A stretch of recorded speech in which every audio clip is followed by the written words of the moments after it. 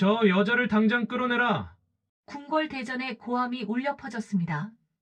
1398년 조선 건국 6년째 되던 해, 한 여자가 신하들 앞에서 무릎 꿇고 있었습니다. 평민 출신 주제에 감히 왕비 자리를 넘봤느냐? 국무의 자리는 신분 있는 집안의 딸이 앉아야 한다. 신하들의 욕설이 빗발쳤습니다. 하지만 그 여자는 고개를 들지 않았습니다. 아니, 들 수 없었습니다. 왜냐하면 그 여자는 이미 죽어 있었으니까요. 그녀의 이름은 강씨. 조선 최초의 왕비이자 조선 역사상 가장 비극적인 왕비였습니다.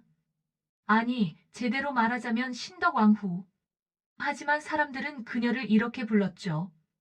평민 왕비. 들어선 안 될 자리에 오른 여자. 그녀는 어떻게 왕비가 됐을까요? 그리고 왜 죽어서까지 저주를 받아야 했을까요? 이야기는 40년 전으로 거슬러 올라갑니다. 1360년 개경 근처 작은 마을. 저는 그저 평범한 처녀였습니다. 아버지는 작은 땅을 가진 소농이었고 어머니는 품팔이로 생계를 도왔죠. 16살이던 어느 봄날 저는 장터에 나갔습니다. 어머니가 짠 무명을 팔기 위해서였죠. 그때였습니다. 비켜라, 비켜라.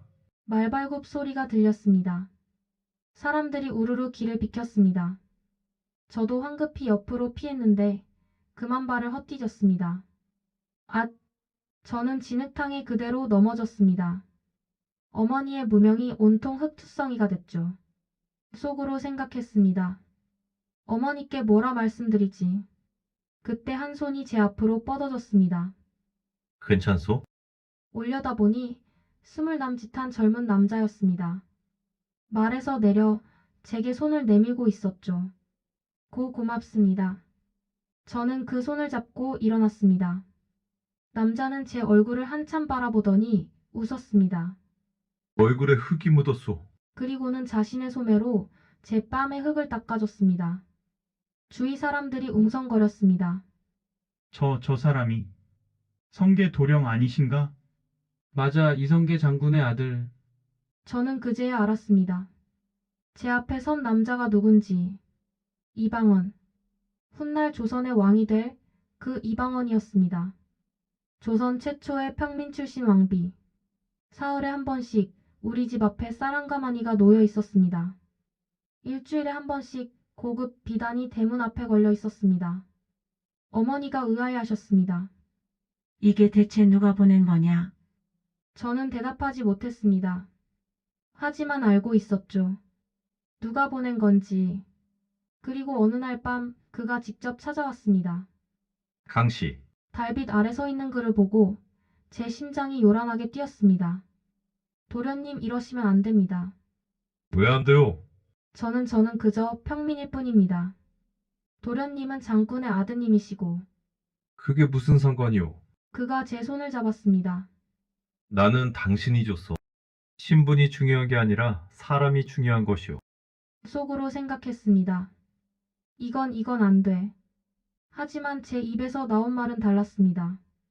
저도 도련님이 줬습니다. 그날 밤 우리는 하늘의 달을 보며 약속했습니다. 반드시 함께하겠다고. 하지만 현실은 냉혹했습니다. 며칠 뒤 이성계 장군이 직접 우리 집에 찾아왔습니다. 강씨 댁이 여기요? 아버지가 황급히 저를 올렸습니다. 장군님 무슨 일로? 이성계 장군의 눈빛이 차가웠습니다. 내 아들 방원이가 당신 딸을 드리겠다고 하오. 하지만 정실로는 불가하오. 첩으로 드리겠소. 첩. 그 한마디에 제 세상이 무너졌습니다. 결국 저는 이방원의 집에 들어갔습니다. 첩으로. 정실은 따로 있었습니다. 민씨. 명문가의 딸이었죠. 처음 그 집에 들어갔을 때 민씨가 저를 맞이했습니다. 잘 오셨어요, 강씨. 그녀의 미소는 차가웠습니다. 제 자리를 넘보지 마세요. 당신은 어디까지나 첩이니까요. 저는 고개를 숙였습니다. 속으로 생각했습니다. 맞아. 나는 첩일 뿐이야. 하지만 방언은 달랐습니다. 밤마다 제 처소로 왔고 저에게만 속마음을 털어놨습니다. 강씨, 나는 언젠가 이 나라를 바꿀 것이오. 신분으로 사람을 가르는 세상이 아니라 능력으로 인정받는 세상을 만들 것이오. 그의 품에 안겨 저는 꿈을 꿨습니다. 언젠가는 정말 그런 세상이 올 거라고. 그리고 1392년 기적이 일어났습니다. 이성계가 왕이 됐습니다. 조선이 건국된 겁니다. 그리고 방언이 제게 말했습니다. 강씨, 이제 당신을 정실로 삼겠소. 하지만 민씨가 민씨와는 헤어졌소. 이제 당신만이 나의 유일한 부인이오. 눈물이 흘러내렸습니다. 평민 처녀가 왕자의 정실 부인이 된 겁니다. 그리고 1398년 방언이 왕이 됐을 때 저는 왕비가 됐습니다. 신덕왕후, 조선 최초의 평민 출신 왕비. 하지만 행복은 오래가지 않았습니다. 신하들이 반발했습니다. 평민을 왕비로 삼다니 이게 말이 되는 소리요. 국모는 명문가 출신이어야 하오. 저 여자를 폐위시켜야 하오. 조정이 매일 시끄러웠습니다. 방언은 아니, 이제는 태종 전하는 저를 지키려 애썼습니다. 당신은 나의 부인이자 이 나라의 왕비다. 누구도 그녀를 모욕할 수 없다. 하지만 싸움은 끝나지 않았습니다.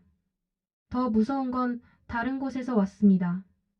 쫓겨났던 전 부인 민씨가 사람들을 선동하기 시작했습니다. 강씨가 저를 내쫓았습니다.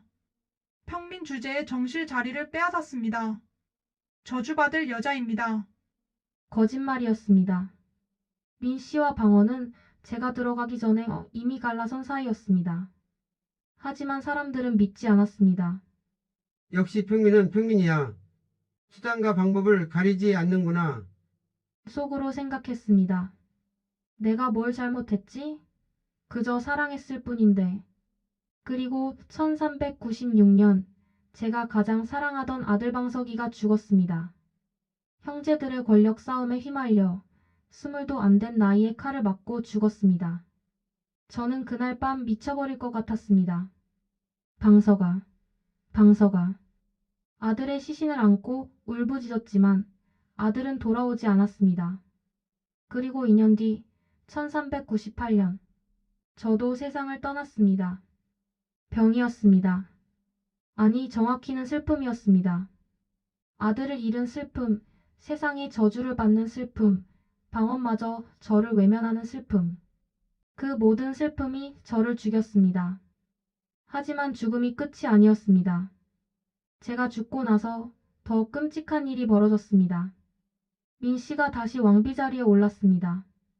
그리고 신하들이 제 무덤을 파헤쳤습니다. 평민이 왕비 묘역에 묻힐 수 없다. 제관은 궁궐 밖 외딴 곳으로 옮겨졌습니다. 제 신인은 종묘에서 쫓겨났습니다. 심지어 역사에서도 제 이름이 지워졌습니다. 신덕왕후는 왕비가 아니었다. 그저 후궁이었을 뿐이다. 속으로 생각했습니다. 나는 정말 그렇게 죄 많은 사람이었나. 하지만 한 가지만은 지울 수 없었습니다. 방언과 제가 함께했던 그 시간들. 그가 제 손을 잡고 했던 그 약속들. 강씨, 당신은 내가 세상에서 가장 사랑하는 사람이오. 그 말만은 거짓이 아니었습니다. 수백 년이 흐른 지금 사람들은 제 이야기를 다시 꺼내기 시작했습니다. 신덕왕후는 억울했다.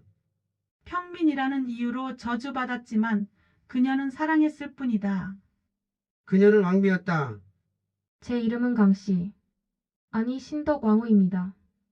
평민으로 태어나 왕비가 된 여자. 사랑했다는 이유로 저주받은 여자. 죽어서도 평화를 얻지 못한 여자. 하지만 저는 후회하지 않습니다. 만약 다시 태어난다 해도 저는 또다시 그 사람을 사랑할 겁니다. 신분이 뭐가 중요합니까? 권력이 뭐가 중요합니까? 사랑하는 사람과 함께했던 그 순간들이 제 인생에서 가장 빛나는 시간이었습니다. 여러분은 어떠신가요? 사랑하는 사람이 있으신가요? 혹시 신분 때문에, 돈 때문에, 주변 시선 때문에 망설이고 계신가요? 제 이야기를 기억해 주세요. 사랑은 때론 저주가 되기도 하지만 그 저주조차 아름다울 수 있습니다. 다음 이야기가 궁금하신가요? 조선 왕실의 숨겨진 사랑 이야기 계속됩니다. 구독과 좋아요, 알림 설정 부탁드립니다. 여러분의 사랑 이야기도 댓글로 들려주세요.